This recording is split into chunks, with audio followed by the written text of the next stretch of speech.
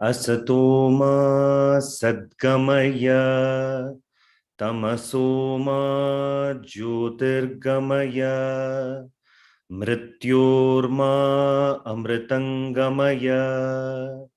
Om Shanti Shanti Shanti. Ajnanatimmirandhasya jnananjanashalakaya chakshurunmilitam yena tasmai Shri Gurave Namaha. So after a small gap, we are resuming back our study of 15th chapter of Ashtavakra Gita, which is nothing but the study of oneself. Once you study, you become steady in Vedanta. So study and examination of one's own life plays a key role in becoming steady. So steady, interestingly, is coming from the same, some ancient language connection. There's a Greek root, sta, S-T-A, to stay. So in Sanskrit also, we have the dhatu as bhuvi, to be. To steady means to stay, just to be in one's own true nature. So asti is to just stay, to be in one's own swarupa. So Ashtavakra Gita, the study enables us to be established in one's own true nature. We are all very well established in the apparent nature. Now the effort is to get established in one's own real nature, which is Satchidananda. So the apparent nature, you don't have to do anything. The adhyasa naturally happens.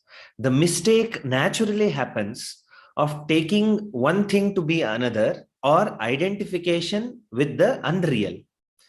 Very naturally happens. Now, through this effort of Shravana Manana Nididhyasana, what we are trying to do is to really recognize one's own Swarupa. So it's like, it's as though, just picturistically, some symbolically, it's as though the self is waiting for you to recognize. It is ever present. It is the basis of all experiences. But we are so attached to the experiences, we never have time to see what is that base, what is that foundation on which all these experiences are happening. So you all are familiar with this Vedanta model.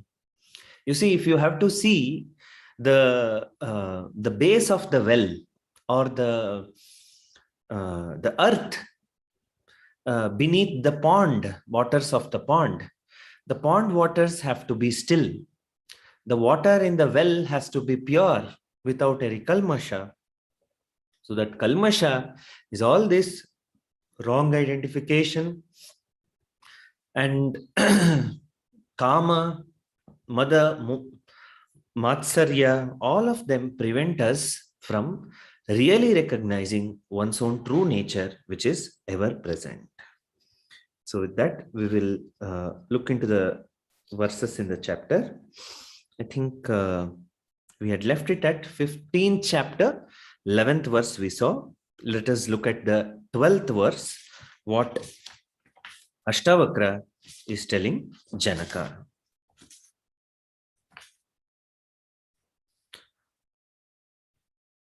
Tata chinmatra ruposi nate bhinnamidam jagat nate bhinnamidam jagat athakasya katham kutra athakasya kutham katham kutra heyopadeya kalpana heyopadeya kalpana.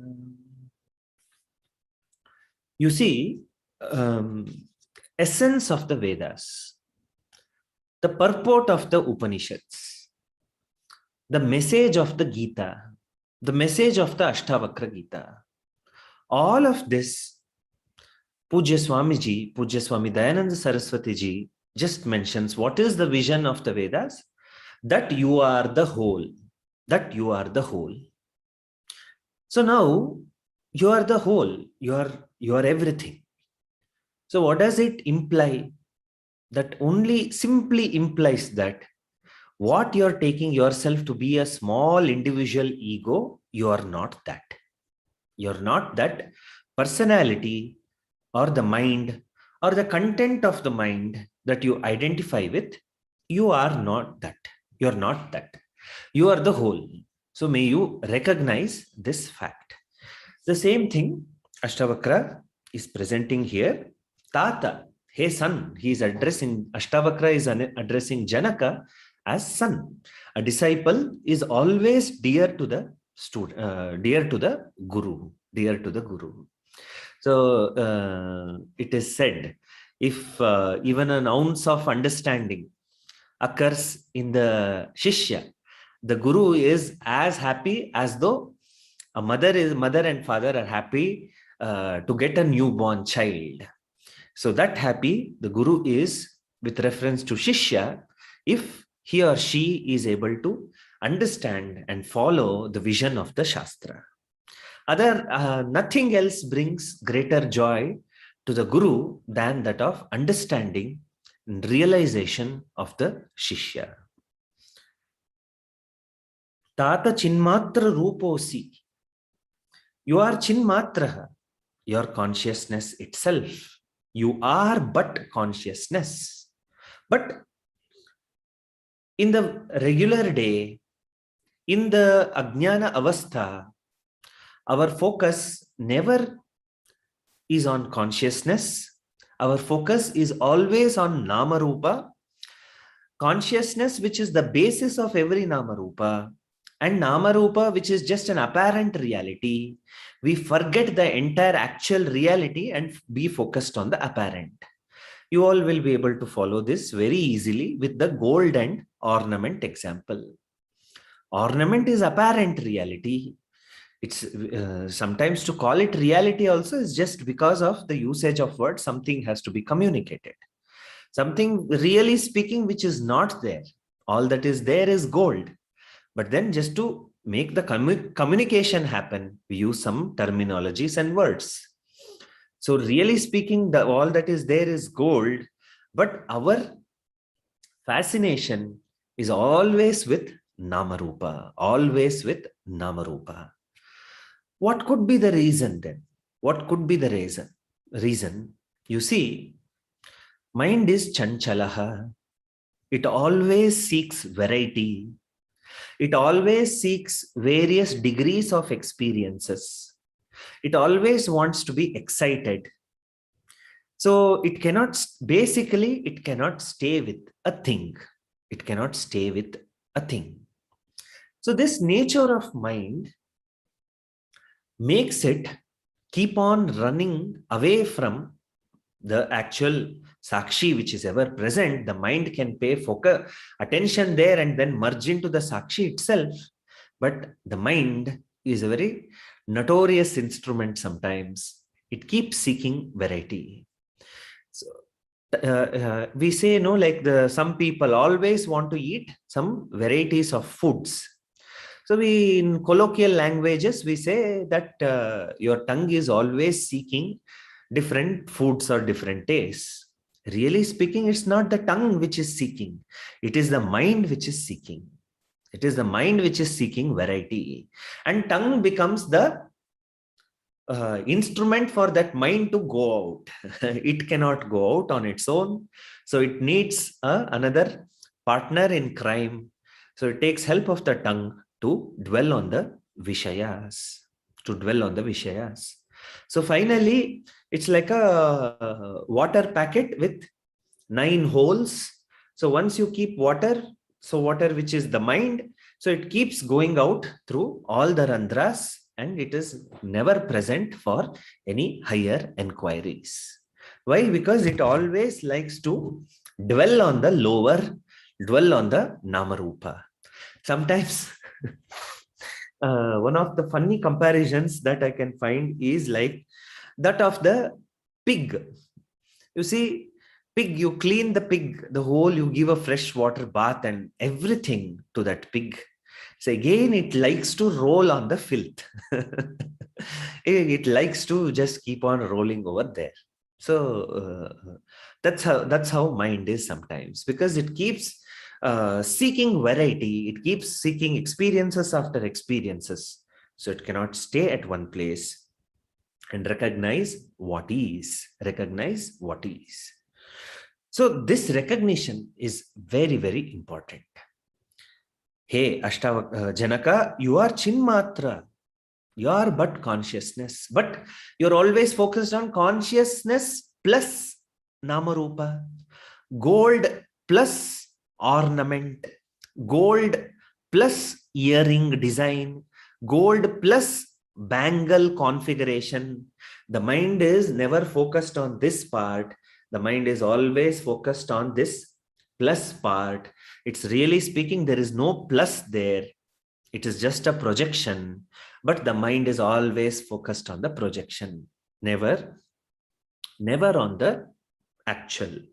The consciousness, which is enlivening even the mind, which is enlivening the body, which is there all the time as the sakshi of all experiences, the mind doesn't pay any attention. But here our effort is to recognize that which is ever present. You are the whole. Hey, Ashtavakra Janaka, you are Chinmatraha. Nate bhinnamidam jagat. This whole jagat that you are seeing and calling it with different names and giving it different degrees of reality, this world is non-separate from you. It is but just an appearance, and you as a personality, persona, body, mind, that is also part of this jagat, this apparent reality which is projected. And so please note that you are never separate from the whole. You are never separate from the whole. Nate bhinnamidam jagat. This jagat is non-separate from you. Two levels, you see, we keep, we sometimes point this in Vedanta. You always imagine you stop here at the tip of the nose and there is a vast world there. So the first step is to recognize that this Panchabhuta Sharira is non-different from that Panchabhautika Prapancha, which is there. So at this level, achieve oneness. Recognize that this body mind is non-different from the 5 elements which are present in the Jagat. Now you see what is the basis of this body. What is the basis of all these 5 elements? Where as a Sakshi, ultimately everything, including the body, mind, the Jagat, everything is appearing as a vritti. And I am conscious of that vritti. I am there, ever present as conscious witness of all of it. And I am that and not this vritti, not this body mind, which is again a vritti. Ahankara, that I am so and so person with so and so position, so and so role.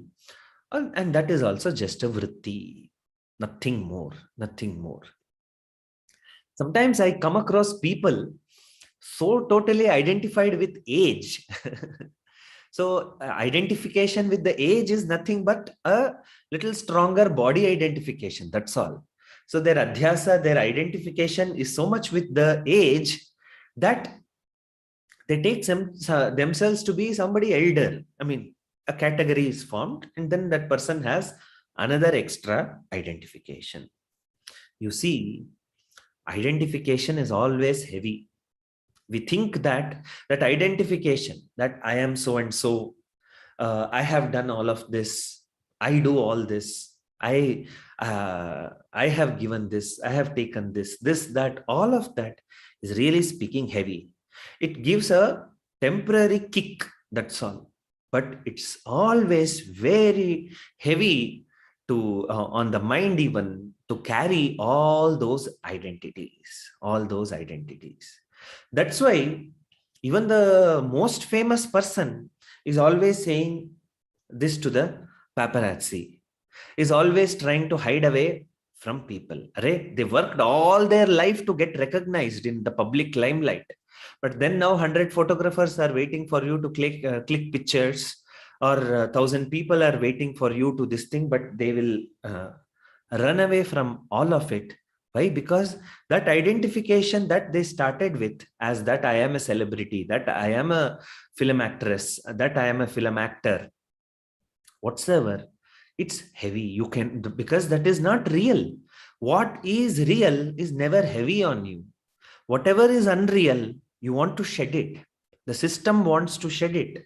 Like, if a particle is in the eye, the entire eye creates tears to take out that particle from the eye. So that way, uh, all these identifications are alien, foreign bodies in one's consciousness. And at some point, when you become sukshma, when you progress on a spiritual path, you're least bothered about the identities, roles, names, titles that you hold on to. So always there is an effort, underlying effort on the part of the person to shed identities, to shed roles, but we do not understand how to do it and why this is happening. So we only try to escape from our roles and responsibilities. So if you keep on running away from roles and responsibilities, that is not the way to disidentify with it. So disidentification is because of knowledge, is with viveka, is because of vairagya. So with that, you will be able to totally disidentify with your roles, titles, positions, and be merged in the whole. So nate bhinna midam jagat. This jagat is non-separate from you. Atakasya katham kutra heyopadeya kalpana. So when this is so, when therefore, who is to reject what? This idea is repeated already in, if you can recall, we have discussed this in the previous chapters also. When this is so, when you are the whole, everything is but the apparent manifestation of consciousness. Really speaking, you are that Chit Swarupa, you are that. When this is so, when this is the whole setup, what is to hold on to, what is to give up? How do I make categories where I will reject a few things and I will accept a few things? So all these, even if you have that category, know that it is apparent. Know that it is apparent. When everything is self, when everything is self. So this point needs to be recognized, and this is a beautiful verse to put in place, that the vision that you are the whole, you are the whole. Krishna's life, recently finished Janmashtami, is a representation of this vision that I am the whole, I am the whole. And all the stories of the Krishna which are associated with his Balya or any avastha, one has to recognize this vision. You have to make an in-depth analysis and find this vision, seek this vision. For example, Krishna opens his mouth, the Balakrishna opens his mouth, and then Yashoda sees the entire universe in his mouth. So what is the symbolism behind that story? That Krishna is but the whole, Satchidananda Swarupaha. Bhagavatam begins with this vision, the shloka, the beginning shloka itself, to show that this Parama Purusha is Satyam Jnanam Anantam Brahma. So you recognize that you are the whole, and whatever else you may be experientially feeling, that I am so and so, I am this, I am that, all of it is just apparent. It's just an apparent thing. Just because you are experiencing something doesn't mean that it is real. You see that. You examine all your experiences. You may be feeling cold sometimes. Then you recognize the AC is on. That you experienced cold, but it was not the weather which was outside, which was cold, which was real. It was because of some other factor. Then you see some optical illusion. Then you recognize it was just an illusion. You see snake on the rope. You experience fear also at that moment. But that does not mean that rope snake is real. So it's just a appearance. Similarly, entire Jagat, it may be experiential, but that does not make it real. Our whole effort in Advaita Vedanta, we are never denying the experience. You see, nobody denies the duality, which is evident, which is there, which is all the time present. This body is different, other body is different, this car is different, other car is distant, or other house is different. All of this is different. We are not denying the experience of duality. What Vedanta Ashtavakra is telling that experience of duality is not real. It's not ultimately real. It is just an apparent reality. Search deeper. You're there as a Sakshi of all these experiences.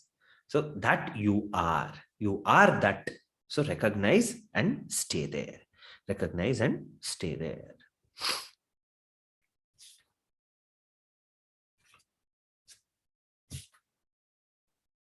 So in this vision, life becomes easy going. Life becomes simple. Ajnani is like water. So the Jnani's life is like that of the water. He or she just goes by the flow of this life.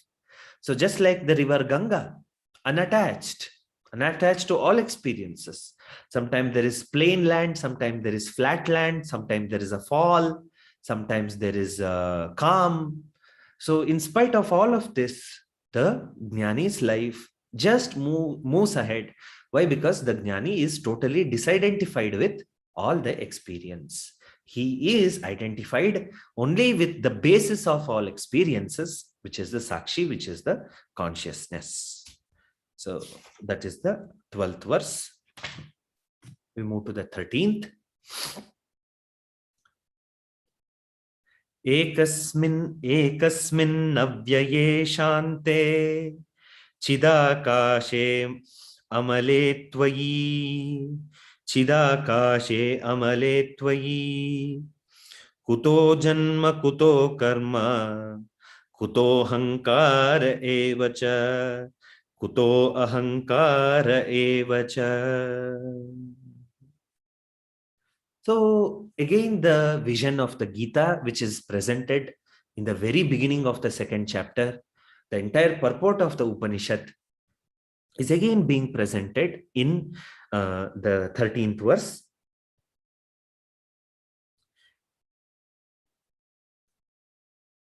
This self, which is one, without a second, which is one's own true nature, ekasmin avyaye. So in this one, the self, which is avyayaha, which is changeless, or which vyaya is another meaning for vyaya in Sanskrit is to spend, with that which gets spent. Vyaya. So money gets spent, water gets spent. So everything in the Vyavahara Prapancha, in the apparent reality, is all becomes Vyaya. Body. So first accumulation happens, then Vyaya. One by one, the Shakti in the part, or what do you say? Even the body mass, the bone mass. So the modern medicine has a term also, bone density is going now. That means what? The calcium content which was there in the bone is now getting out of the system, So everything decays, everything becomes spent, but there is this Sakshi that you are, which is Avyayaha. That is Avyayaha. So if you get established here, whatever happens in the prapancha, including the body, mind, sense complex, doesn't affect you, doesn't create dukkha in you. It cannot make you dukkhi. It cannot induce fear in you. It can never induce fear in you. So it can never make you disturbed. That is the power of staying as your own true nature, staying as your own Swarupa, because you're totally disidentified with all that is happening in the prapancha. You recognize, you're aware of all of it. You're aware of whatever changes are happening in the body, in the world, but that may produce pain in the body. There may be wrist pain, there may be head pain, there may be neck pain, back pain, all of it. But it can never make you dukkhi. Dukkhi. When do you become dukkhi? When do you become dukkhi? You become dukkhi because you have this unreal expectation that everything should stay as it is, or as you have expected it to be, as you ought it to be. So this is, I don't know how humanity has arrived at this very funny thing, that you expect everything to be as it is, everyone to be as they are. And all the expectations that I have for myself to be always to continue in that way. So this is what causes dukkha. That is what causes dukkha. That's all, no other reason for dukkha. So now you lose this unreal expectation, this kind of a mad expectation. You get out of it, recognize that everything becomes vyaya, everything gets spent, everything changes. But if you are looking for something which should not change, it should be always what it is. I should never lose it. The strength of it should not go down. Then there should be no addition also. There should not be change also. So like the joint family, it should not get divided.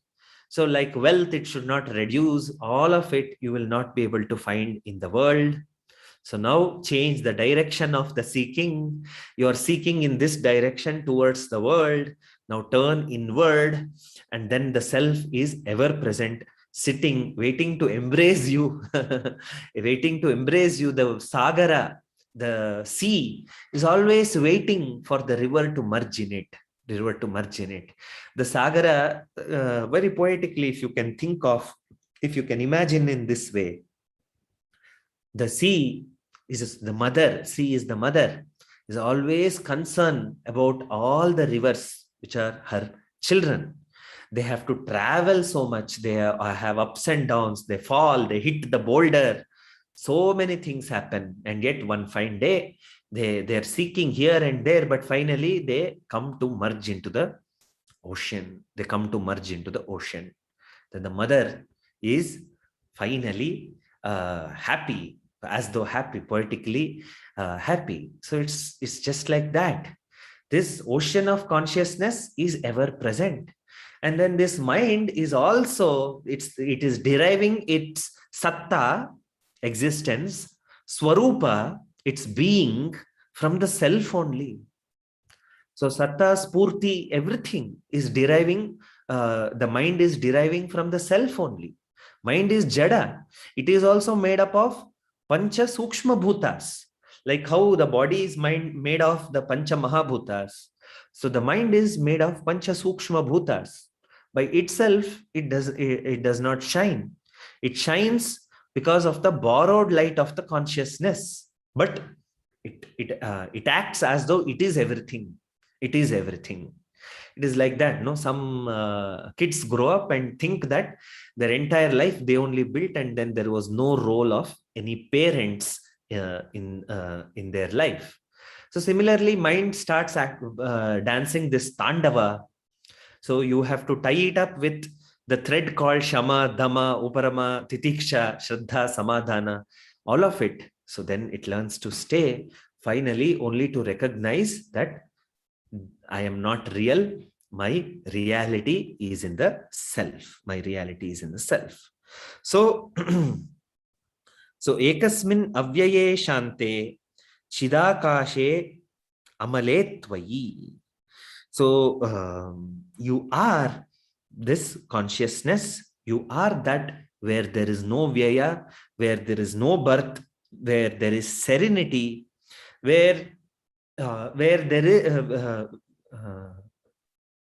what do you say? How do I put it across? You are but that Chit Swarupa, Chidakasha itself. You are that sacred space. So may you recognize that you are always pure and the self is in you. It's ever present. It's you. So may you recognize this and be free from dukkha. Be free from dukkha. So when this is your real nature, which is the self, which is this ocean of consciousness, where can there be birth? Birth is only apparent. Where can there be death? No, that is also apparent. So where is the place for ahankara to rise up and do dance? That is also not possible. It's not a possibility. So you recognize this self, which is pure, which is amalaha, which is avyayaha, which is shantaha, which is shivaha, which is advaitaha.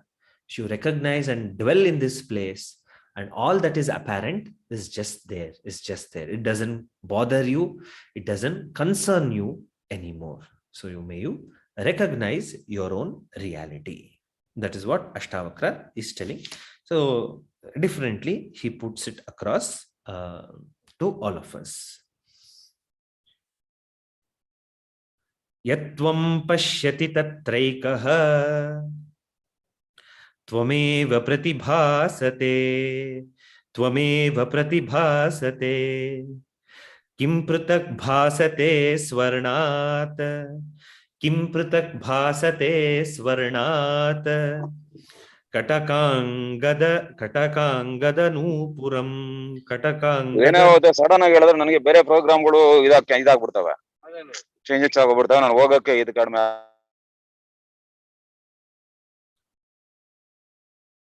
ಕಟಕಾಂಗದನೂಪುರಂ. So again, age-old example of Vedanta, which has you can derive so much out of it. So Ashtavakra is telling Janaka, you alone manifest as whatever you perceive, whatever you are experiencing. Yatvam pashyati tatraikaha tattvameva pratibhasate. See, I have given you this illustration before. You think that everything is different. Everything is different and that has a solid reality. The camera, the phone, the laptop, the house, the kids, the sofa.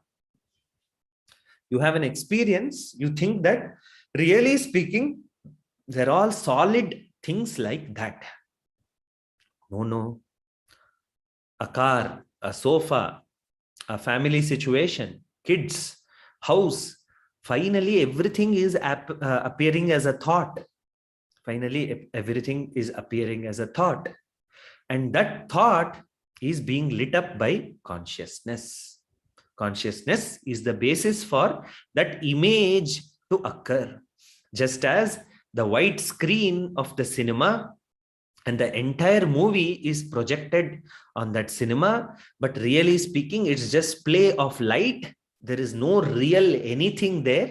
So this entire Vishwam is also like that. Vishwam darpana drishyamana nagari tulyam nijantargatam. So this entire Vishwam is like that of the city, an image of the entire city appearing on the mirror. So you're seeing the mirror. So there is no absolute reality to it. Everything is manifestation of consciousness itself. The basis of every thought is consciousness itself.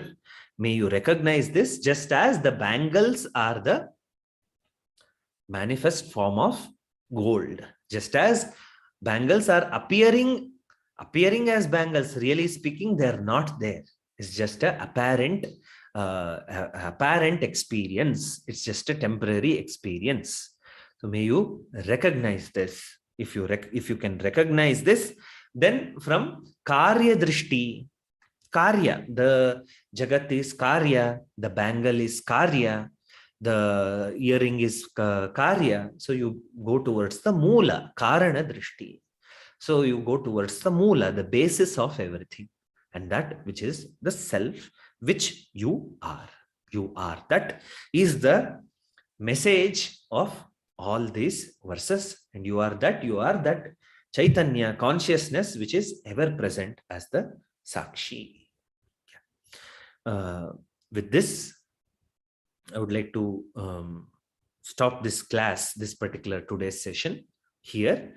We will continue the next few verses in tomorrow's class at 8 o'clock. Now, if anybody